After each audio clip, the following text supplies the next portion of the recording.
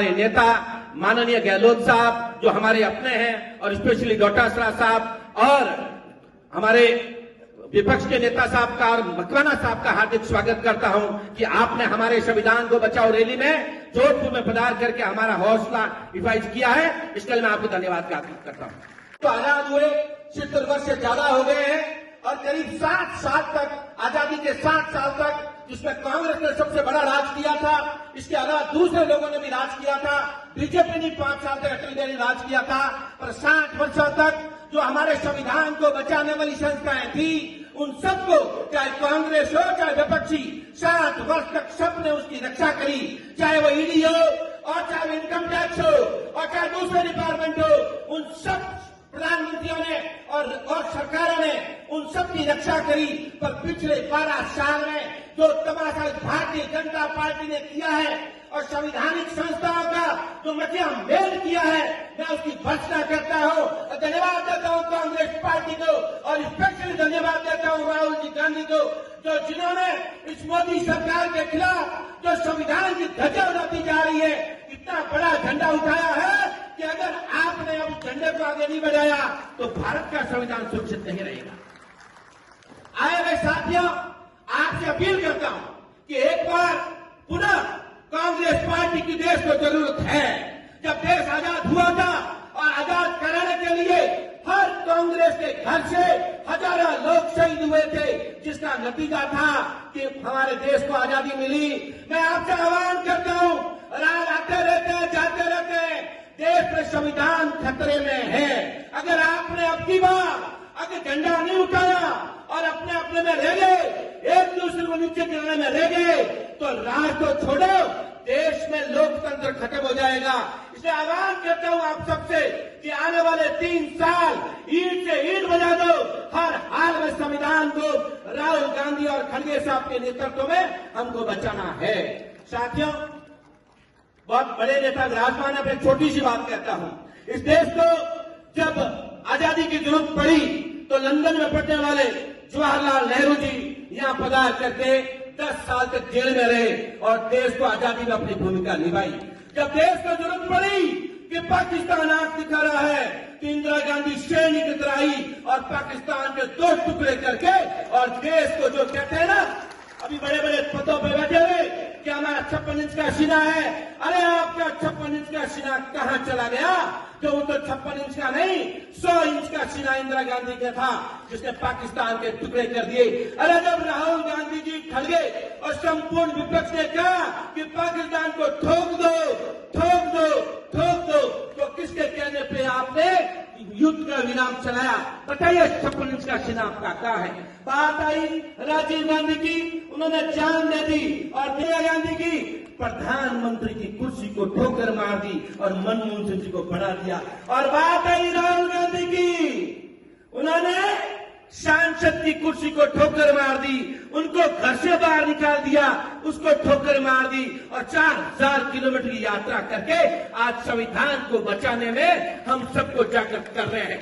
मैं धन्यवाद देता हूं, बार बार नमन करता हूं राहुल गांधी की जननी को, जिन्होंने ऐसा सूरवीर पैदा किया है जहां संविधान है ही नहीं, जहां कानून बचा ही नहीं है, वहां सब जगह हमको बचाने में लगे हुए हैं। साथियों, स्पेशली जिस तरीके से और सोनिया गांधी पर जिस तरीके से चालान पेश कर दिया गया है, आपको पता है आनंद भवन कितनी कॉस्ट का होगा दिल्ली में?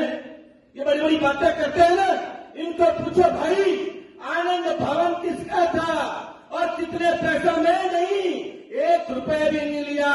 और इंदिरा जी ने और नेहरू जी ने आनंद भवन एक पत्रिका चलाने के लिए दे दिया, उसी पत्रिका का पैसे नहीं दे पाए। उन पैसे नहीं देने की वजह से कांग्रेस पार्टी ने राहुल गांधी और सोनिया जी के नेतृत्व में पैसे दिए, 1 रुपया नहीं लिया है।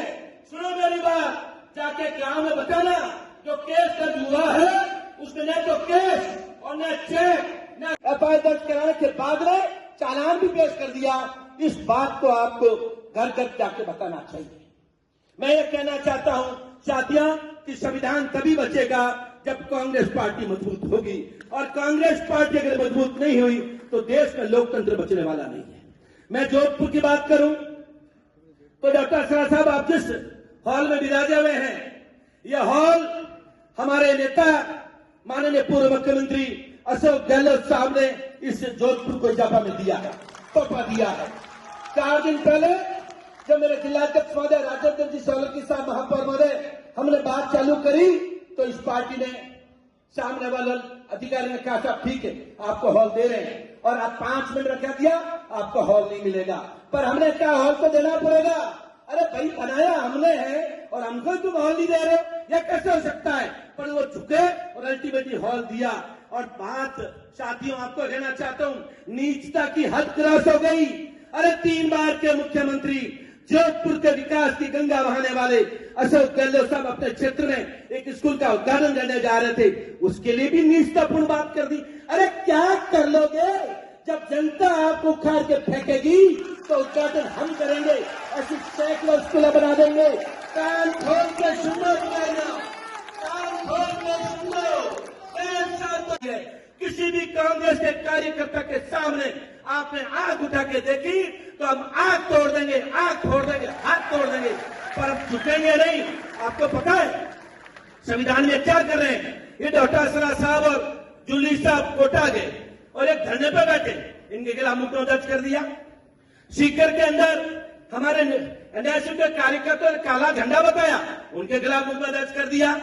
हम गए वहां पे चुनाव में फड़ौदी में और हमने कोई रास्ता रोका ही नहीं, हमारे खिलाफ मुकदमा दर्ज कर दिया। और अभी पूनिया और निर्मल चौधरी जो एग्जाम दे रहे थे, एग्जाम से उठा के ले गए। ये कौन सा राज है? कानून का राज चलेगा साथियों, और कानून का राज उनको मानना पड़ेगा। मैं तो साथ ही साथ इस मंच से एक और बात कहना चाहता हूं, मैं धन्यवाद देना चाहता हूं स्पेशली डॉक्टर असरा साहब को।